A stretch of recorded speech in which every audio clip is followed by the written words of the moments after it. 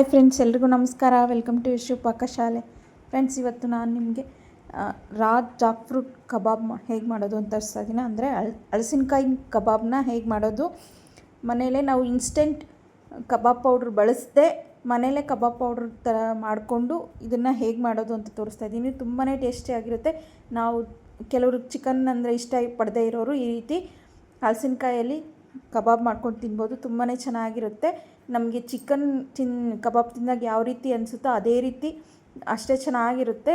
ಇದನ್ನು ನೀವು ಒಂದ್ಸರಿ ಮನೆಯಲ್ಲಿ ಟ್ರೈ ಮಾಡಿ ನೋಡಿ. ಈಗ ನಾನು ಹಲಸಿನಕಾಯಿ ಕಬಾಬ್ ಮಾಡೋದಕ್ಕೋಸ್ಕರ ಒಂದು ಚಿಕ್ಕ ಎಳೆದಾಗಿರೋವಂಥ ಹಲಸಿನಕಾಯಿ ತೊಗೊಂಡಿದ್ದೀನಿ. ಅದಕ್ಕೆ ನಾನು ಚಾಪಿಂಗ್ ಬೋರ್ಡ್ಗೆ ಒಂದು ಸ್ವಲ್ಪ ಕೊಬ್ಬರಿ ಎಣ್ಣೆ ಹಚ್ಕೊಂಡು, ಚಾಕುಗೂ ಒಂದು ಸ್ವಲ್ಪ ಕೊಬ್ಬರಿ ಎಣ್ಣೆ ಹಚ್ಕೊಂಡು ಇದನ್ನು ಈ ರೀತಿ ಸಿಪ್ಪೆ ಎಲ್ಲ ತೆಗಿತಾ ಇದ್ದೀನಿ. ತೆಗೆದು ಆದಮೇಲೆ ಇದಕ್ಕೆ ನಾವು ಸಣ್ಣದಾಗಿ ಪೀಸ್ಗಳು ಮಾಡ್ಕೋಬೇಕು.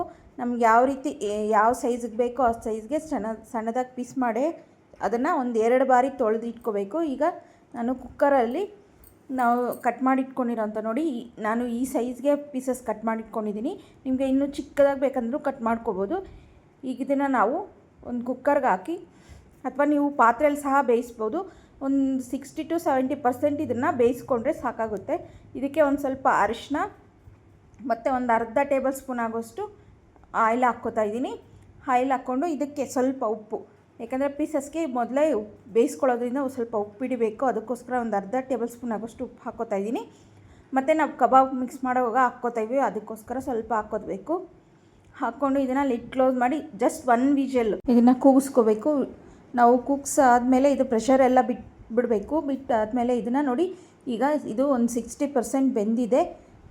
ಇದನ್ನು ಪೂರ್ತಿ ಬೇಯಿಸಬಾರ್ದು, ಯಾಕಂದರೆ ನಾವು ಮತ್ತೆ ಇದನ್ನು ಕಬಾಬ್ ಎಣ್ಣೆಯಲ್ಲಿ ಕರಿಯೋದ್ರಿಂದ ಇದು ಒಂದು 60% ಬೆಂದಿದ್ರೆ ಸಾಕಾಗುತ್ತೆ. ಈಗ ಇದನ್ನು ಒಂದು ಡ್ರೈನರಲ್ಲಿ ಹಾಕಿ ನೀರೆಲ್ಲ ಸಪ್ರೇಟ್ ಮಾಡಿಕೊಂಡು ಅದನ್ನು ಹಾರಾಕ್ಬಿಟ್ಟಿದ್ದೀನಿ. ಸ್ವಲ್ಪ ತಣ್ಣಗಾಗೋವರೆಗೂ ನಾವಿಲ್ಲಿ ಕಬಾಬ್ಗೆ ಪೌಡ್ರಿಗೆ ಏನೇನು ಮಾಡಬೇಕು ಎಲ್ಲ ಮಿಕ್ಸ್ ಮಾಡ್ಕೊಳ್ಳೋಣ. ಇಲ್ಲಿ ನಾನು ಈ ಕಪ್ಪಲ್ಲಿ 1 ಕಪ್ ಆಗೋಷ್ಟು ಕಾರ್ನ್ಫ್ಲೋರ್ ತೊಗೊಂಡಿದ್ದೀನಿ. ಕಾರ್ನ್ಫ್ಲೋರ್ ಮತ್ತು ಅದಕ್ಕಿಂತ ಚಿಕ್ಕ ಕಪ್ಪಲ್ಲಿ 1 ಕಪ್ ಆಗೋಷ್ಟು ಅಕ್ಕಿ ಹಿಟ್ಟು, ಮತ್ತು ಅದಕ್ಕಿಂತ ಒಂದು ಸ್ವಲ್ಪ ಚಿಕ್ಕ ಕಪ್ಪಲ್ಲಿ ಮೈದಾ ಹಿಟ್ಟು ತೊಗೊಂಡಿದ್ದೀನಿ. ಕಾರ್ನ್ಫ್ಲೋರ್, ಮೈದಾ ಮತ್ತು ಅಕ್ಕಿ ಹಿಟ್ಟು ತೊಗೊಂಡಿದ್ದೀನಿ ಎರಡನ್ನೂ. ಮತ್ತು ಇನ್ನು ಒಂದು ಚಿಕ್ಕ ಟೇಬಲ್ ಸ್ಪೂನ್ ಆಗೋಷ್ಟು ಕಡಲೆ ಹಿಟ್ಟನ್ನು ಸಹ ಹಾಕ್ಕೊಂಡಿದ್ದೀನಿ. ನೀವು ಕಡಲೆ ಹಿಟ್ಟು ಬೇಕಂದರೆ ಸ್ಕಿಪ್ ಮಾಡ್ಕೋಬೋದು, ಬೇಡ ಅಂದರೆ. ಹಾಗೆ ಇದಕ್ಕೆ ಖಾರಕ್ಕೋಸ್ಕರ ನಾನು ಇಲ್ಲಿ ಕಲರ್ ಮತ್ತು ಖಾರಕ್ಕೋಸ್ಕರ ಕಾಶ್ಮೀರಿ ಚಿಲ್ಲಿ ಪೌಡ್ರನ್ನ ಹಾಕ್ಕೋತಾ ಇದ್ದೀನಿ ಕಲರ್ಗೆ. ಮತ್ತು ಖಾರಕ್ಕೋಸ್ಕರ ನಾನು ಮತ್ತೆ ಖಾರದ ಪುಡಿ ಸಹ ಹಾಕ್ಕೋತಾ ಇದ್ದೀವಿ. ಇಲ್ಲಿ 1 ಟೇಬಲ್ ಸ್ಪೂನ್ ಆಗೋಷ್ಟು ಶುಂಠಿ ಬೆಳ್ಳುಳ್ಳಿ ಪೇಸ್ಟ್ ತೊಗೊಂಡಿದ್ದೀನಿ. ಮತ್ತು ಒಂದು ಅರ್ಧ ಟೀ ಸ್ಪೂನ್ ಆಗೋಷ್ಟು ಗರಂ ಮಸಾಲ ತೊಗೋತಾ ಇದ್ದೀನಿ.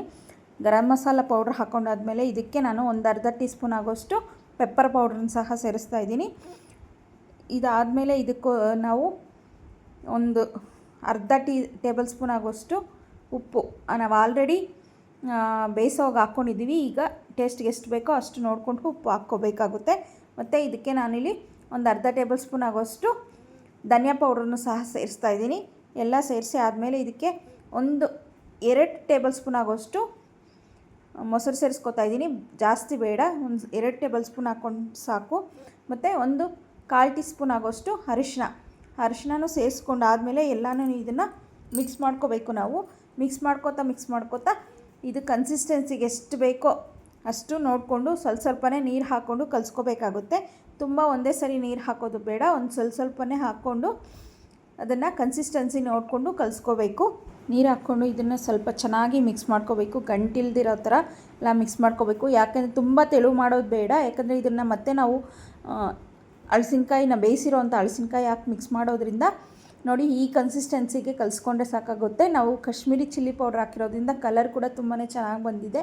ನೀವು ಬೇಕಾದರೆ ಕಲರ್ ಸ್ವಲ್ಪ ಫುಡ್ ಕಲರ್ ಸಹ ಹಾಕ್ಕೋಬೋದು, ಬಟ್ ನಾನಿಲ್ಲಿ ಯಾವುದೇ ಫುಡ್ ಕಲರ್ ಯೂಸ್ ಮಾಡಿಲ್ಲ. ಇನ್ನು ಕಾಶ್ಮೀರಿ ಚಿಲ್ಲಿ ಪೌಡ್ರ್ ಹಾಕಿರೋದ್ರಿಂದ ಕಲರ್ ತುಂಬ ಚೆನ್ನಾಗಿ ಬಂದಿದೆ. ಈಗ ನಾವು ಬೇಯಿಸಿ ಸ್ವಲ್ಪ ತಣ್ಣಗಾಗಿರೋಂಥ ಹಲಸಿನಕಾಯಿನ ಇದನ್ನು ಸೇರಿಸ್ಕೊಂಡು ಚೆನ್ನಾಗಿ ಪೀಸಸ್ಗೆಲ್ಲ ಹಿಡಿಯೋ ಥರ ಎಲ್ಲ ಮಿಕ್ಸ್ ಮಾಡ್ಕೋಬೇಕು. ಚೆನ್ನಾಗಿ ಇದನ್ನು 1 ನಿಮಿಷ ಈ ರೀತಿ ಮಿಕ್ಸ್ ಮಾಡಿಕೊಂಡು ಆಮೇಲೆ ಎತ್ತಿಟ್ಟು ನಾವು ಇದನ್ನು ಇನ್ಸ್ಟೆಂಟಾಗಿ ಹಾಗೆ ಇದನ್ನು ಮ್ಯಾರಿನೇಟ್ ಏನು ಮಾಡೋದು ಬೇಕಾಗಿರಲ್ಲ. ಹಾಗೆ ಇದನ್ನು ನಾವು ಫ್ರೈ ಮಾಡ್ಕೋಬೋದು. ಕೊನೆಯಲ್ಲಿ ಇದಕ್ಕೆ ಒಂದು ಅರ್ಧ ನಿಂಬೆಹಣ್ಣಿನ ರಸನ ಹಾಕ್ಕೊಂಡು ಚೆನ್ನಾಗಿ ಮತ್ತೆ ಒಂದು ಸರಿ ಮಿಕ್ಸ್ ಮಾಡ್ಕೋಬೇಕು. ಮಿಕ್ಸ್ ಮಾಡ್ಕೊಂಡು ಆದಮೇಲೆ ಈಗ ಇದನ್ನು ನಾವು ಆಯಿಲ್ ಕಾಯೋಕ್ಕಿಟ್ಟು ನಾವು ಇದನ್ನು ಹಾಗೆ ಫ್ರೈ ಮಾಡ್ಕೊಬೋದು. ತುಂಬಾ ಚೆನ್ನಾಗಿರುತ್ತೆ. ಇದನ್ನು ನೋಡಿ ಇವಾಗ ಫ್ರೈ ಮಾಡೋಣ ಬನ್ನಿ. ಆಯಿಲು ಬಿಸಿಯಾಗೋಕ್ಕಿಟ್ಟಿದ್ದೆ, ಚೆನ್ನಾಗಿ ಇದು ಆಯಿಲ್ ಕಾದಿದೆ. ಈಗ ಇದಕ್ಕೆ ನಾನು ಮಿಕ್ಸ್ ಮಾಡಿ ಇಟ್ಕೊಂಡಿರೋಂಥ ಪೀಸಸ್ನ ಹಾಕ್ಕೋತಾ ಇದ್ದೀನಿ. ಎಷ್ಟಾಗುತ್ತೋ ಅಷ್ಟು ಪೀಸಸ್ನ ಹಾಕ್ಕೊಂಡು ಹಾಕೋವಾಗ ಮಾತ್ರ ನಾವು ಇದು ಫ್ಲೇಮ್ ಹೈಯಲ್ಲಿ ಇರಬೇಕು. ಮತ್ತು ಇದನ್ನು ನಾವು ಲೋ ಫ್ಲೇಮಲ್ಲಿ ಅಥವಾ ಮೀಡಿಯಮ್ ಫ್ಲೇಮಲ್ಲೇ ಇಟ್ಟು ಒಂದು 3 to 4 ನಿಮಿಷ ಇದನ್ನು ಫ್ರೈ ಮಾಡ್ಕೋಬೇಕಾಗುತ್ತೆ. ಏಕೆಂದರೆ ಇದನ್ನು ಆಲ್ರೆಡಿ ನಾವು 60% ಬೇಯಿಸಿರೋದ್ರಿಂದ ತುಂಬ ಹೊತ್ತೇನು ಇದನ್ನು ಫ್ರೈ ಮಾಡೋ ಅಷ್ಟಿರಲ್ಲ. ಜಸ್ಟ್ ಕ್ರಿಸ್ಪಿ ಆಗೋವರೆಗೂ ಇದನ್ನು ತಿರುಗಿಸ್ಕೊತಾ ಲೋ ಫ್ಲೇಮಲ್ಲೇ ಫ್ರೈ ಮಾಡ್ಕೊಳ್ಳಿ. ಯಾಕಂದರೆ ಇಲ್ಲಾಂದರೆ ಅದು ಮೇಲೆ ಮಾತ್ರ ಕಲರ್ ಚೇಂಜ್ ಆಗಿ ಒಳಗಡೆ ಬೆಂದಿರೋದಿಲ್ಲ. ಅದಕ್ಕೋಸ್ಕರನೇ ಇದನ್ನು ಲೋ ಅಥವಾ ಮೀಡಿಯಮ್ ಫ್ಲೇಮಲ್ಲೇ ಇದನ್ನು ನಾವು ಫ್ರೈ ಮಾಡ್ಕೋಬೇಕಾಗುತ್ತೆ. ನಾವು ಈ ಕಬಾಬ್ನ ಬೇಕಾದರೆ ಕಬಾಬ್ ಪೌಡ್ರ್ ಬಳಸಿ, ಇನ್ಸ್ಟೆಂಟ್ ಕಬಾಬ್ ಪೌಡ್ರ್ ಸಿಗುತ್ತಲ್ಲ, ಅದರಿಂದನೂ ಸಹ ಮಾಡ್ಕೋಬೋದು. ನೀವು ಬೇಕಾದರೆ ಮೊಟ್ಟೆ ಸಹ ಹಾಕಿ ಮಾಡ್ಕೋಬೋದು, ತುಂಬ ಚೆನ್ನಾಗಿರುತ್ತೆ. ನಾನ್ ವೆಜ್ ಇಷ್ಟಪಡೋಲ್ಲ ಅನ್ನೋರು ಮೊಟ್ಟೆ ಸ್ಕಿಪ್ ಮಾಡಿ ಬರೀ ಕಬಾಬ್ ಪೌಡ್ರ್ ಯೂಸ್ ಮಾಡಿ ಸಹ ಮಾಡ್ಕೋಬೋದು. ತುಂಬಾ ಚೆನ್ನಾಗಿ ಬರುತ್ತೆ. ಟೇಸ್ಟ್ ಅಂತೂ ಚಿಕನ್ ನಾವು ಕಬಾಬ್ ತಿಂದಾಗ ಯಾವ ರೀತಿ ಫೀಲ್ ಆಗುತ್ತೋ ಅದೇ ಟೇಸ್ಟಲ್ಲಿ ನಮಗೆ ಇದು ಕಬಾಬ್ ರೆಡಿ ಆಗುತ್ತೆ. ತುಂಬಾ ಟೇಸ್ಟ್ ಚೆನ್ನಾಗಿರುತ್ತೆ. ಈ ನಾನ್ ವೆಜ್ ಇಷ್ಟಪಡದೇ ಇರೋರು ಈ ರೀತಿ ಹಲಸಿನಕಾಯಲ್ಲಿ ಸಹ ನಾವು ಕಬಾಬ್ ಮಾಡಿಕೊಂಡು ಒಂದು ಸರಿ ಟೇಸ್ಟ್ ಮಾಡಿ ನೋಡಿ. ನಮಗೆ ಈ ಹಲಸಿನಕಾಯಿ ಸೀಸನ್ ಬಂದಾಗ ಈ ರೀತಿ ಒಂದು 3 to 4 ಬರೀ ಆದರೂ ನಾವು ಕಬಾಬ್ ಮಾಡ್ತೀವಿ. ತುಂಬಾ ಚೆನ್ನಾಗಿರುತ್ತೆ. ನೀವು ಒಂದು ಸರಿ ಇದನ್ನು ಮನೆಯಲ್ಲಿ ಟ್ರೈ ಮಾಡಿ ನೋಡಿ. ತುಂಬ ಚೆನ್ನಾಗಿ ಬರುತ್ತೆ ಮತ್ತು ತುಂಬ ಟೇಸ್ಟಿಯಾಗಿ ಸಹ ಇರುತ್ತೆ. ನೋಡಿ ಈಗ ಇದು ರೆಡಿಯಾಗಿದೆ. ಇದು ಚೆನ್ನಾಗಿ ಕ್ರಿಸ್ಪಿಯಾಗಿ ಬಂದಿದೆ. ಇದನ್ನು ನಾನು ತೆಗೆದು ಒಂದು ಟಿಶ್ಯೂ ಹಾಕಿರೋ ಪ್ಲೇಟ್ಗೆ ಹಾಕ್ಕೋತಾ ಇದ್ದೀನಿ. ಈಗ ನಮಗೆ ಹಲಸಿನಕಾಯಿ ಕಬಾಬ್ ರೆಡಿಯಾಗಿದೆ. ಇದನ್ನು ಒಂದು ಸ್ವಲ್ಪ ಚಾಟ್ ಮಸಾಲ ಮತ್ತು ನಿಂಬೆ ರಸ ಹಾಕಿ ಕೊಟ್ಟರೆ ತುಂಬಾ ಟೇಸ್ಟ್ ಚೆನ್ನಾಗಿರುತ್ತೆ. ನೀವು ತಪ್ಪದೆ ಒಂದು ಸಲ ಮನೇಲಿ ಟ್ರೈ ಮಾಡಿ ನೋಡಿ. ಹೇಗೆ ಬಂತು ಅಂತ ನಮಗೆ ಕಮೆಂಟ್ ಮಾಡಿ ತಿಳಿಸಿ. ಹಾಗೆ ನಮ್ಮ ವಿಡಿಯೋ ಇಷ್ಟ ಆಗಿದರೆ ಲೈಕ್ ಮಾಡಿ, ಶೇರ್ ಮಾಡಿ, ಹಾಗೆ ತಪ್ಪದೆ ನಮ್ಮ ಚಾನಲ್ನ ಸಬ್ಸ್ಕ್ರೈಬ್ ಮಾಡಿ friends. Thank you for watching friends.